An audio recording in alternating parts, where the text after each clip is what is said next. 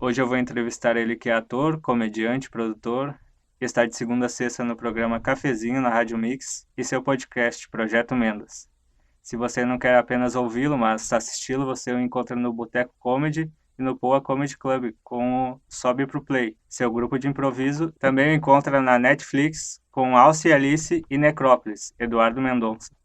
O nosso estado tem grandes nomes do humor. Você, Guri de Uruguaiana, André Damasceno, Cris Pereira, Rafinha Bastos, Nando Viana e muitos outros. E no stand-up está aparecendo pessoas talentosas a todo momento. No entanto, parece que a maioria dos comediantes do Brasil se encontra em São Paulo para se destacar e fazer sucesso. Na sua opinião, o que falta para o nosso estado ser a capital do humor, já que tem nomes de peso no cenário? Boa tarde, Edu Mendonça.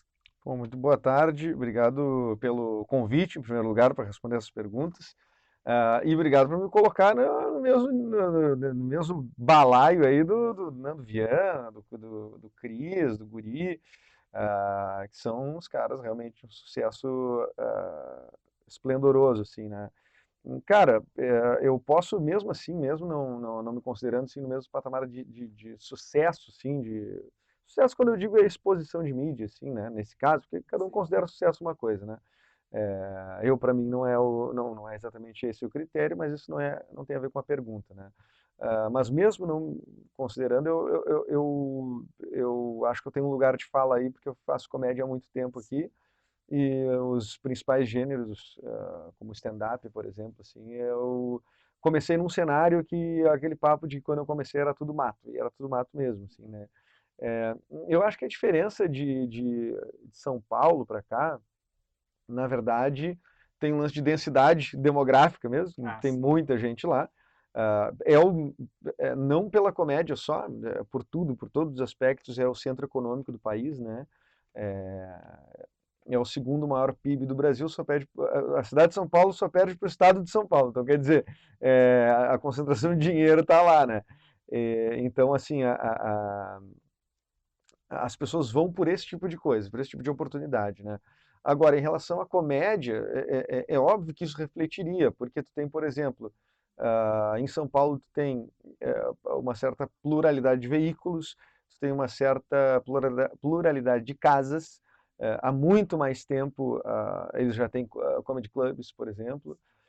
A gente começou com comedy clubs agora, senão o circuito era só com o circuito aqui, sei lá, há uns 5 anos, até uns 5, 4 anos atrás, era só de teatros, né? E sempre os mesmos, Teatro Dan Riggs, se tu vai muito bem, tu vai para um Bourbon Country, tu vai para um SESI, tu vai, né?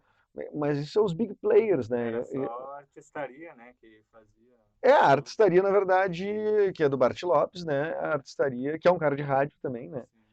Coordenou por muitos anos o setor de eventos da Pop Rock, né? A artistaria, ela é a que tem mais excelência nesse aspecto da comédia, né? Porque ela realmente foi a produtora que se segmentou para isso, né? Se propôs a fazer isso e assim o fez e assim vem fazendo. O Nego Di tá no casting, o Cris Pereira, o Nando, né? Todos os shows grandes de fora são eles que trazem. Então, eu acho que o cenário dos espaços, dos ambientes, é que é mais definitivo, assim. Porque saber produzir, a galera sabe produzir. Comediantes bons, a gente tem comediantes bons. É uma galera muito boa no stand-up aqui. Hoje tem o Gil Lisboa, o Matheus Breyer, o Marcito Castro, o Eric Clapton, o Rafa Campos, Lucas Sampaio. E assim, cara, eu posso dizer mais um monte de nome que certamente terei sido injusto ainda assim, Claro. né? Ah, então, por que esses nomes não acendem, não explodem, tal qual, né, esses outros expoentes aí que tu falou e tudo mais? É porque agora começou o caminho dos comedy clubs. Uma abertura de espaço muito importante, porque tu pega uma agenda de um Porto Alegre Comedy Club ou do Boteco Comedy que é em Canoas, todo mundo consegue se apresentar. E todo mundo consegue ter seus 15 minutos, todo mundo consegue ter seu espaço do lado do Thiago Ventura, do lado do Afonso Padilha, do lado do Nando Viana, do lado do André Damasceno, né? Então, do Nego Di. Quer dizer, todo mundo consegue ter seu espaço, porque as casas elas têm esse perfil, elas precisam reproduzir comédia, botar comédia, porque elas têm interesse também que a comédia se fortaleça e cresça, né? Eu acho que a grande diferença está no, em São Paulo tem isso, tem a grana, tá lá, as coisas chegaram antes, é inevitável que as coisas chegaram antes em relação a Porto Alegre, então por isso muita gente foi para lá. O Nando Viana é um caso. Sim. O Nando começou comigo, o Rafinha antes da gente ainda, né? O Nando começou em 2009, 2008, que é mesmo que eu comecei a fazer stand-up. Quando a gente começou, velho, a gente pegava os bares e ia Cara, dizia, meu, a gente quer fazer stand-up, os caras nem sabiam o que era stand-up. E aí tu ia lá, tu competia com música ao vivo, com um aniversário de alguém, com um happy hour. As pessoas não estavam ali para ver comédia, a gente ia tentando desencavar uma história. O Jay Leno, né, que é um apresentador de TV, mas que era um comediante stand-up, né, ele nos anos, sei lá, 80, 70, uma coisa do tipo assim, ele disse, cara, nessa época a gente tinha que fazer show em strip club, assim, sabe? E eu acho que a referência mais ou menos temporal é essa, 40 anos atrás nos Estados Unidos é o que a gente está vivendo há 7, 8 aqui em Porto Alegre, sabe? Então tem o lance das casas evoluírem para surgir a galera, o público que goste, e as pessoas serem vistas, percebidas e naturalmente quererem ficar aqui, né? Porque tem mercado aqui e não necessariamente ter que ir para São Paulo. Sim. Eu acompanho alguns comediantes que estão começando no stand-up, né? E eu vejo ele em barzinhos, assim, que o cara sobe num palanquezinho minúsculo, assim, e fica falando com pessoas que estão num barzinho também que é minúsculo. É muito engraçado. Tipo, Mas eu acho que é aí eles que estão se nasce. divulgando. É aí que nasce. Tanto que, tipo, essa ideia de mega shows, assim, eu, por exemplo, não acho que isso seja eu acho que isso primeiro que não vai ser uma verdade para todo mundo, quando tem um lugar que, tipo, só. Não, eu digo esses shows que tem que ser muito grandes, muito lucrativos. Eu acho que para tu ver comédia nova nascer, tu vai ver nesses lugares, né? Tu vai pegar nos Estados Unidos, que é cheio de comedy club, a maioria dos comedy clubs são cara, minúsculos, assim, uns comedy club pequenininho. Tem comedy club com mais de um palco, tem um palco que tem 4 mesas assistindo, que é para 10, 15 pessoas. E assim, os comediantes vão começando, mais contato com o público, tem uma permissão maior, porque daí quando tu tem um lugar que é muito grande, sei lá, que é um teatro, ou de 700 lugares, tu tem um compromisso muito grande ali, que é o custo do teatro, que é, provavelmente por causa desse custo de teatro, tu vai ter que ter um custo maior de divulgação para encher esse teatro, tudo vai inchar o teu custo de produção, por inchar teu custo de produção, tu vai cobrar um ingresso mais caro, por cobrar um ingresso mais caro, tu vai ter que entregar uma coisa que é redondinha. Então não tem muita permissão para experimentar. Então esse caminho dos lugares menores e tudo mais, eu sou bem entusiasta. Aqui tu já respondeu a minha segunda pergunta, que É, seria sobre os bares, né? Quando tiver mais bares de comédia aqui no Rio Grande do Sul, mais os comediantes vão conseguir se divulgar. Mas será mas, que não seria, tipo, em São Paulo tem o Danilo Gentili que traz comediantes que estão recém começando para o seu programa. Será que não falta um programa de TV, alguma emissora que divulgue isso? o problema é que a gente não tem uma emissora de TV aqui, né? Que faça esse tipo de trabalho? Não, a gente não tem janela local praticamente, assim, são poucas que tem expressão, né? A RBS TV, por exemplo, aqui, que seria a principal janela, fechou seu núcleo de especiais já faz anos, então não tem mais produção local, por exemplo, de curta-metragem, por consequência não tem o porquê divulgar isso na mídia, não tem produção, opa, desculpa, não tem produção dos curtas gaúchos, não tem, porque essas coisas elas geravam uma mídia necessária lá dentro. Então, por exemplo, se fazia uma série da RBS, como eu já fiz, o Grenal é Grenal, a gente estava sempre na pauta, a gente fazia Jornal do Almoço, a gente fazia Patrola, a gente fazia capa de segundo caderno do Zero Hora, a gente fazia... Então, isso, claro, tem um interesse porque é o produto deles, mas é, é, essa era a única janela que existia, assim, possível. Hoje a RBS TV basicamente é o jornalismo e o Galpão Crioulo, né? E lá os programas de saúde de manhã, mas assim, o resto é Globo. O resto é Globo, né? E aí, claro, daí SBT eu já não conheço muita estrutura. A Record, imagino que também não. Não é o estilo da Eu Record, não né? sei, daí é uma questão de editoria que eu não saberia responder. Mas eu acho que falta janela, assim, né? Falta alguém aqui ter um programa. Sabe qual é que eu acho que é o caminho, cara? Real. É podcast. Podcast. Eu acho que os comediantes têm que começar a ter podcast. Então, eu acho que todos os comediantes têm que ter podcast. O Rafinha Bastos, cara, foi dar entrevista pro Joe Rogan, que é um dos maiores podcasts do mundo. E o Joe Rogan perguntou se tem podcast. Ele, não tem podcast. Eu disse, porra, todo comediante tem que ter um podcast. E eu fiquei assim, caramba, né? Os caras estão nesse ponto de, tipo, claro, todo comediante tem que ter um podcast. É a sua mídia, é o seu lugar para treino, é o seu, né? E é onde tu aglutina teu público, né? Então, eu acho que um caminho é esse, produzir muito material, muito conteúdo. Acho que o podcast tu concentra público, o teu canal de YouTube tu concentra público, a tua rede social tu concentra público. Agora, onde tu entrega para as pessoas a tua comédia, né? Em geral, é onde tu, assim, o que mais se assemelha ao stand-up, talvez? Será que não é um lance de podcast, é um lance de vídeo? Será que, o que mais se Sim. assemelha? Ao invés de ficar postando flyer no Instagram, por exemplo, né? Então não adianta também ter assim, 100 mil seguidores no Instagram e tu não produzir nada Claro. de material, coisa.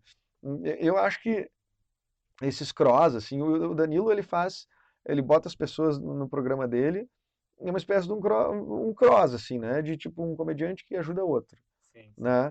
Ah, eu acho que isso já existe em vários níveis.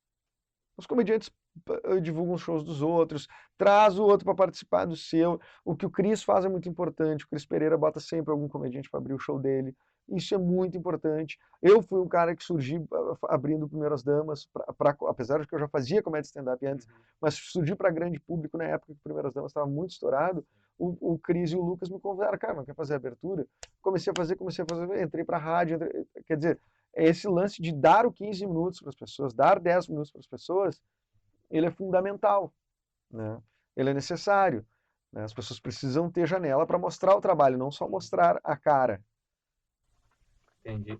E quando tu produz o programa Cafezinho, tu é produtor do Cafezinho, Sim, agora tem mais essa agora. e tem o teu podcast, Projeto Mendas. Quando tu produz ele, desculpa, tu produz pensando na estrutura de stand-up, de setup, punchline, quando tu faz humor, né, no rádio e no podcast, tu faz pensando nessa estrutura, assim, É, pra ficar engraçado. no rádio não. No rádio, no cafezinho ali, o perfil do programa, que é um talk show mais livre, assim, né? Eu tento achar os assuntos que a bancada possa falar melhor, que possa gerar assunto, assim, sabe? Pode desencadear outros assuntos, pode desencadear uma ocupação daquele tempo de uma forma produtiva, assim, uma forma legal, divertida também. Assuntos que possibilitem uma ótica bem-humorada da coisa. Não é um programa de humor. O Cafezinho não se propõe a ser um programa de humor como o Pretinho Básico já se propôs. Acho que Hoje não. hoje não tanto, mas já se propôs mais a ser um programa de humor. O Cafezinho, hoje, ele não se propõe a ser um programa de humor.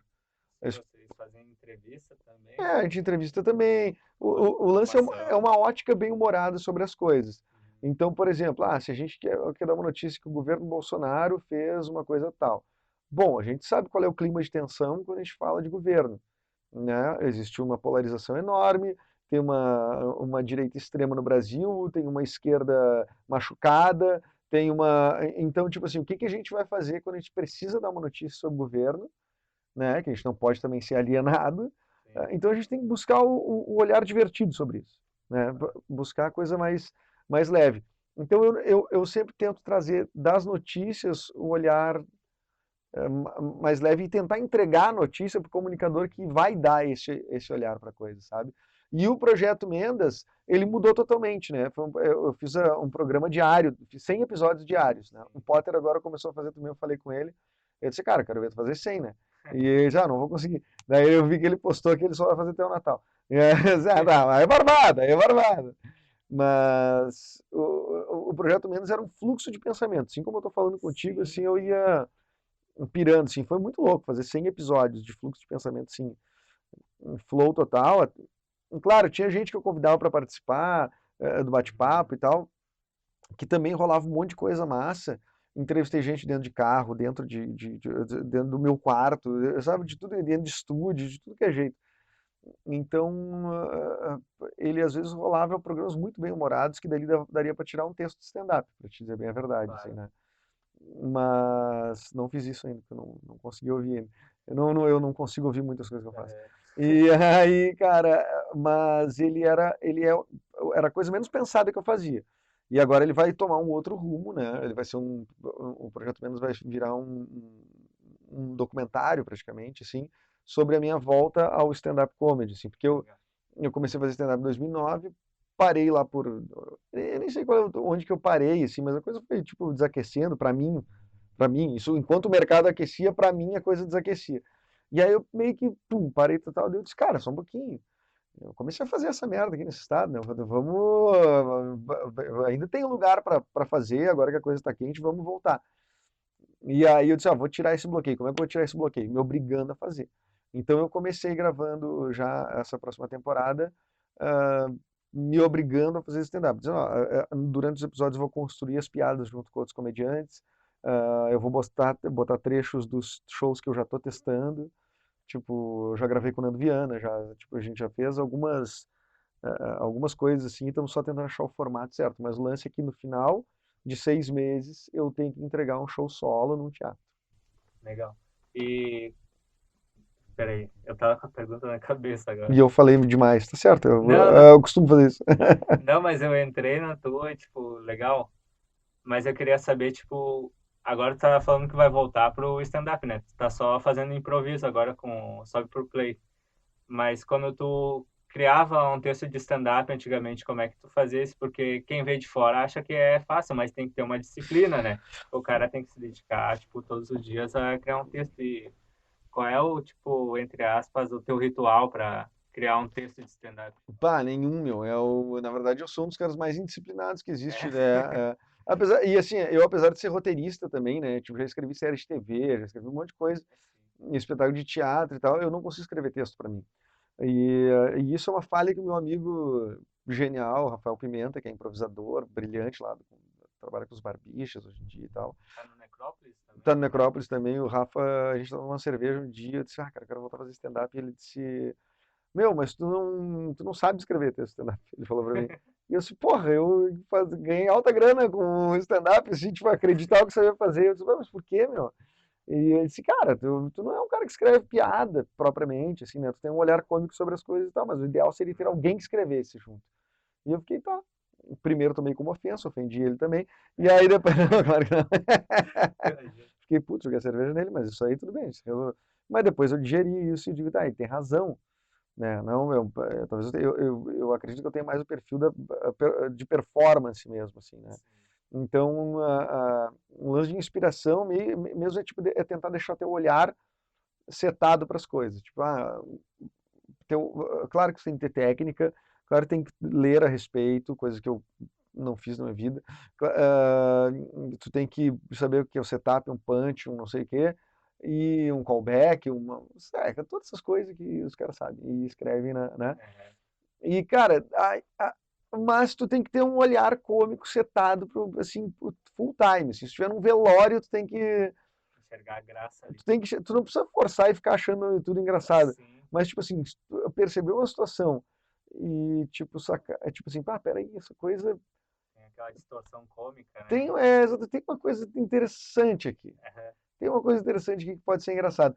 Então, porque às vezes eu fui ficando muito sério, tá? Eu fui envelhecendo, ficando muito sério. Eu tenho 34 anos, penso que eu fazia isso com 24. Então, eu não tinha filho, eu não tinha responsabilidade nenhuma, eu tinha saúde, cara. Mas não, era muito louco, cara, muito louco. Eu olhava para as coisas e tudo era engraçado para mim, assim, não, hoje eu já não acho graça tanto de um monte de coisa. Então é difícil, tu tem que ficar tentando achar a graça das coisas. Mas Porque será hoje, por exemplo, que... eu não acho engraçado o governo Bolsonaro, eu acho uma tragédia, Sim. eu acho uma merda o que está acontecendo. Por exemplo, como eu tenho filho, agora certas piadas com criança eu já não acho engraçado, Ah, sim. né? Piadas que envolvam algum tipo de preconceito eu já bani do meu hype de coisas que eu acho engraçado. Então, cara, é, realmente, assim, aí eu me tornei muito crítico, não só para ver o show dos outros, mas pro meu também, assim, né? Tipo, então comecei a me bloquear cada vez mais, talvez pela minha própria falta de achar graça das coisas, sabe? Então, Isso te afastou de alguma forma do stand-up também? E isso e ansiedade, né? Ansiedade. Eu sofria muito com crise de ansiedade, comecei a sofrer umas no palco, assim. E aí até eu descobri meio que eu tava tendo crise de ansiedade, eu meio que eu dei uma evitada, assim. Ah, isso eu não vou fazer, isso eu não vou, sabe? Então, tipo, comecei a fazer só o que pagava bem, comecei a evitar os bares, porque o bar ele é um lugar meio inóspito, assim, né? Diferente dos comedy clubs. Pegar um bar que não é de comédia, ele é meio inóspito, assim. As pessoas, ninguém sabe muito o que está acontecendo. Então, tipo, a galera não entende que, tipo, para fazer um show de comédia ou uma peça de teatro, as pessoas têm que ficar quietas. Elas têm que estar em silêncio, prestando atenção. Uhum. Elas não podem estar conversando e batendo papo e mostrando coisa no WhatsApp, ali uma para outra. E isso acontece em comedy club ainda, né? Tu imagina então num bar que as pessoas não estão, sabe? Então, mas que frescura. Não, não é frescura, cara. Isso é uma questão de, tipo, de que a comédia ela necessita de timing. O timing ele tem a ver com o ambiente, com o contexto, com a forma que tu entrega, né? Senão fica tudo mecânico, é só texto. Se for só por texto, É, então o meu texto tu pode fazer, o teu texto um outro pode fazer, e qualquer um pode... E não é verdade, sim. É, né? tem o comediante, o Igor Guimarães, eu fui no show dele e, tipo, as pessoas ficavam conversando na volta, assim, ele ia lá, xingava a pessoa, É, drogado, não sei o que, assim, para interagir, para ele voltar pro texto na cabeça dele. Eu conseguia entender isso que ele fazia. sim, Mas é porque, E o Igor tem, ele conseguiu criar esse personagem que tem essa permissão de xingar todo mundo, né? sim, ele E- xinga criança, tinha um É, gurizinho, ele ficou xingando o gurizinho de 10, 11 anos, muito muito bom. engraçado. Cara, eu acho isso, assim, né? Acho que tem que. Bom, é isso, cara. O olhar cômico e ele precisa estar bem trabalhado. Respondendo a pergunta sobre como eu crio, para mim é isso, assim. Agora estou tentando prestar mais atenção nas coisas, assim. É, tipo, meu irmão, por exemplo, o meu irmão me contou uma vez meu irmão me ligou e disse assim, cara, a ligação era assim, cara, tu lembra daquela mina, a Júlia?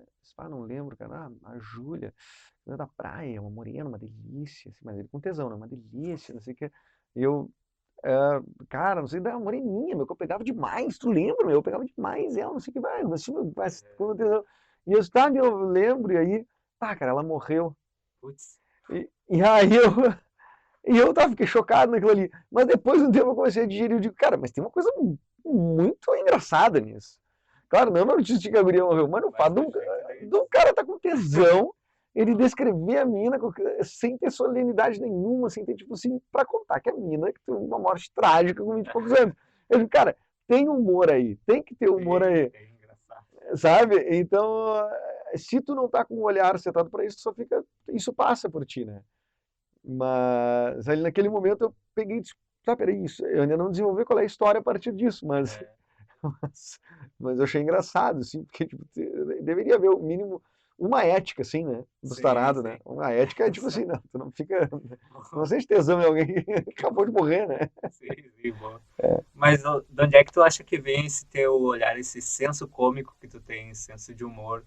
Tu consegue identificar de onde vem para tu enxergar o mundo dessa forma? Ah, não sei, cara, o meu pai, assim, eu sempre achei muito engraçado, assim, eu sempre vi ele nas rodas, assim, tipo, sendo muito engraçado, né? Então, tipo, não como um piadista, mas um cara cínico, assim, um cara com ironia, um cara Debochado? com sarcasmo bom, assim, sabe? É, Tipo, que às vezes o cara tava falando uma coisa séria e ele fazia um comentário que às vezes nem parecia uma piada, mas é o jeito que ele falava aquilo ali, as pessoas, então, tipo, esse cinismo eu meio que aprendi, eu acho que com ele, assim, né? o teu pai tinha time, então, para Tem ainda, entregava as coisas para ele. Tem, o meu pai é o timing, timing. é o punch, né? O meu pai é muito bom de timing. E o meu avô também, mas um pouco mais sério, mas o meu pai, cara, um cara engraçado, assim, cara, um cara engraçado, tá?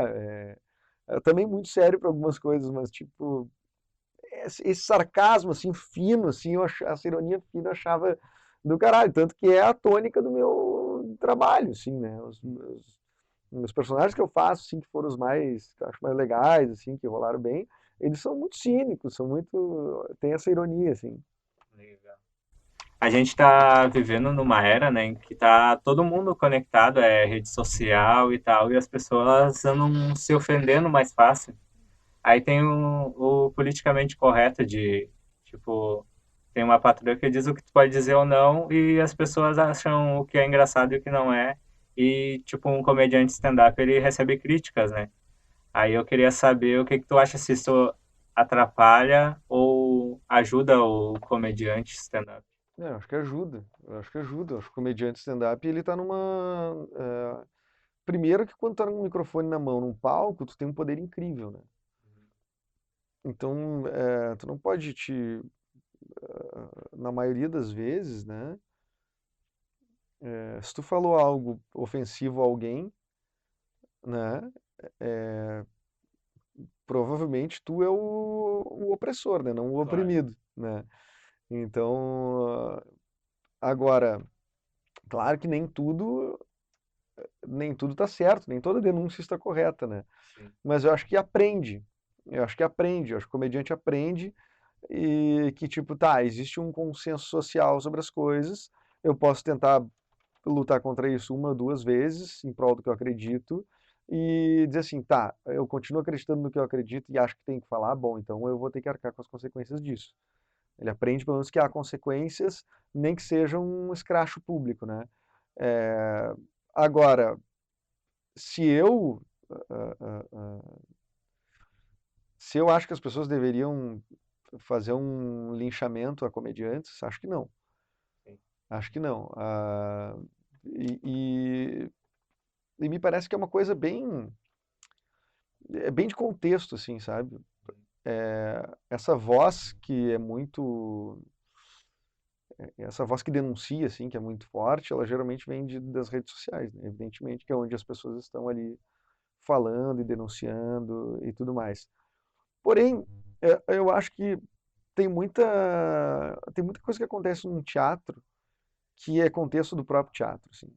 Ah, sim. Que aconteceu ali naquele dia, que é um callback de alguma coisa, e às vezes um trecho editado, por exemplo, daquilo Claro. pode soar totalmente E diferente, né? quem foi ali para ver o que tu tem a dizer, né? Que já E viveu pode que isso, tenha né? acontecido alguma coisa ali que seja inédita e Aham. que daqui a pouco tenha a ver com uma piada feita dentro do contexto, o público É, falou alguma coisa, tu reagiu e daqui a pouco aquilo voltou lá na frente, e é uma coisa meio que é consenso da galera e só que daí tu extrai aquilo ali e joga na rede social e aquilo ali se transforma em outra coisa. claro. Se transforma em outra coisa.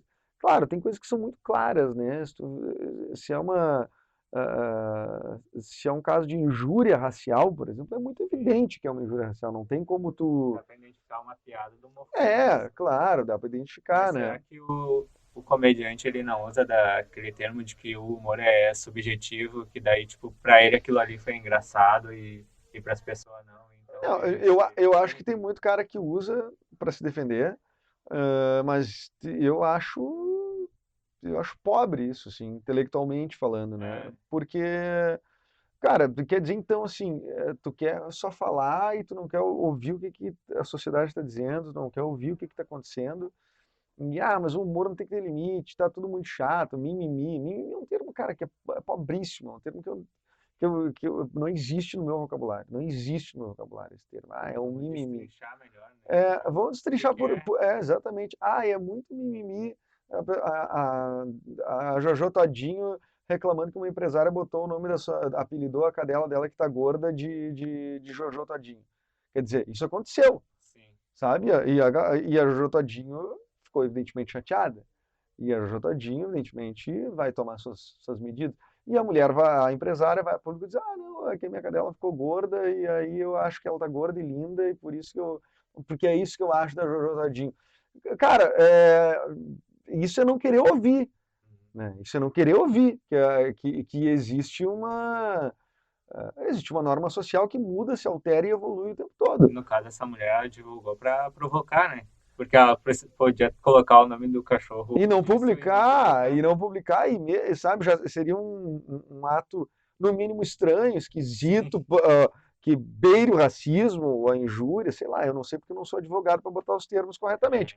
Mas, cara, tu botar a público e depois tu vê que a coisa tomou repercussão, e daí tu ir lá e de novo dizer, olha aqui, ó, eu botei mesmo porque eu acho isso, eu acho aquilo, eu acho aquilo, e é muito mimimi. Não, não é mimimi. Tem que olhar o o, outro, né? o outro, né? E se ela, que é uma empresária toda cheia de silicone na bunda, nos peitos, não sei o quê, fizesse uma piada com, sabe, com ela, Sim. sabe? Tipo, sei lá, eu vi uma boneca inflável e, sabe, tipo, Uhum. e lembrei da fulana, botei o apelido da fulana. E aí?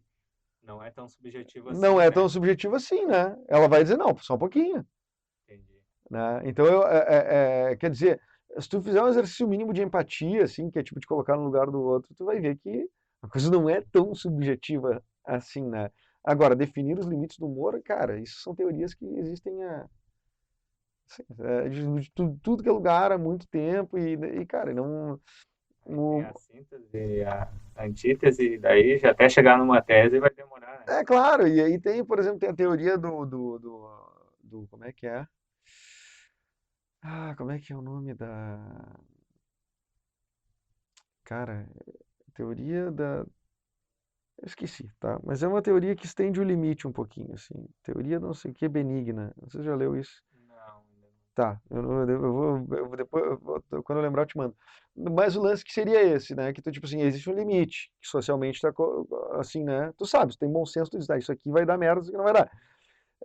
Então tu cruza um pouquinho esse limite, teoria da violação benigna. Tu cruza um pouquinho esse limite, mas não cruza muito. Tu cruza um pouquinho, a galera vai se acostumando com ele, daí o limite vai sendo estendido um pouquinho para cima. Ah, sim. Aí tu vai cruzando mais um pouquinho, até tu ir estendendo essa linha.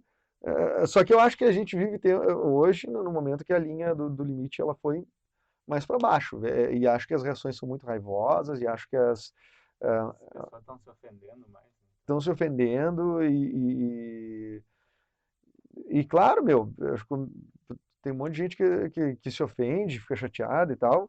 Eu acho que o humor vai sempre ter esse tipo de provocação, sabe? Sim. Humor é pra provocar, né? Ele vai sempre ter. Agora, injúrias e casos de incitação a um ódio, a coisa do tipo, a esse tipo de comportamento, preconceituoso, ou coisa que valha, eu não compactuo, acho que o Uhum. comediante tem responsabilidade sim. Esse papo de que não tem responsabilidade é migué, velho. Todo mundo tem responsabilidade, todo mundo pega um microfone e tem responsabilidade. Porque senão é muito fácil. É tudo muito fácil, né? Tu bota no mundo o teu filho e deixa que. Sim. Não deu certo porque os outros não. É porque, como tá nas redes sociais, alguém vai estar por aí falando isso e achando que é legal, só Ah, que não tá no contexto de estar num palco e exatamente. falando isso para as pessoas, né? Exatamente. Então tu tem responsabilidade quando tu tá falando. Não, eu não sou obrigado, não sei o que, não, tu não é obrigado, mas tu tem responsabilidade. Vai acabar respondendo, Tu né? tem que responder por isso. Eu acho. E tô sujeito a também responder por coisas que eu Sim. vou falar, né?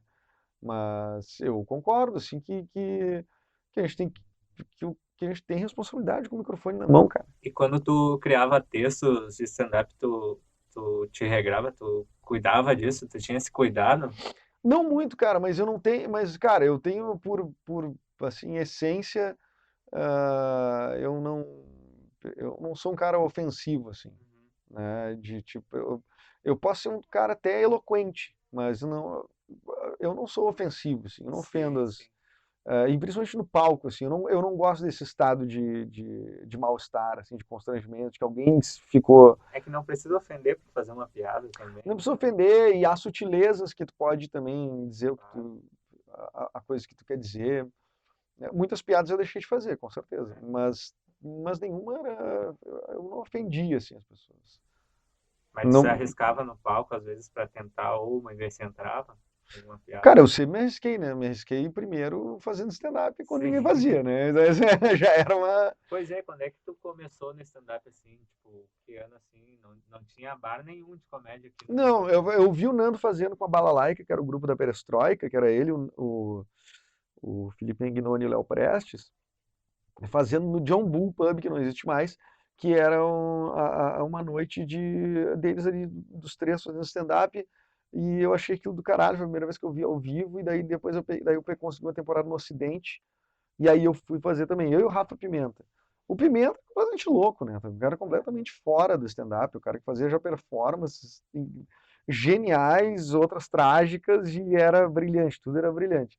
E eu fazia um stand-up meio assim, bêbado, meio quase. Hoje eu acho que o que eu fazia era muito mais as one-line jokes do que do que os textos mais long form. Assim, fazia piadas muito curtinhas e aqui dentro daquilo ali eu montava meus 15, 20 minutos de texto, assim, né? E eu comecei fazendo porque eu achei incrível aquilo lá. Sim. E tu, tipo, à noite tu sempre repetia o mesmo texto ou tu cuidava para sempre trocar de texto? Daqui mês que vem eu vou trocar o meu texto de Não, stand-up. eu nem tinha essa consciência, mas eu ia adicionando coisas e ia tirando outras, Ah, meio que naturalmente, assim, mas eu não tinha essa era consciência de que orgânico. mas eu não tinha consciência de desenvolver mais as piadas. Uhum. Então, por exemplo, eu usava uma piada da mesma forma um tempão, aí depois eu tirava ela e botava outra. Mas eu não evoluía as piadas. Como eu te falei, assim, esse troço do telefone, o telefone do meu irmão, eu poderia, isso para mim poderia ser a piada e eu fazer ela dessa forma e nunca desenvolver ela. Hoje eu já tenho mais consciência de que eu tenho que desenvolver ela, né? Hoje tu tá atuando no stand-up mais como mestre de cerimônia para. Porque sempre foi uma coisa que esse lance do palco, improvisando com as pessoas e tudo mais, sempre foi uma coisa natural, assim, depois que eu peguei um certo conforto nisso. E, cara, por ser um cara de rádio, por ser um ator, que já fiz muito MC de evento, muito MC de tudo que é coisa que tu pode imaginar.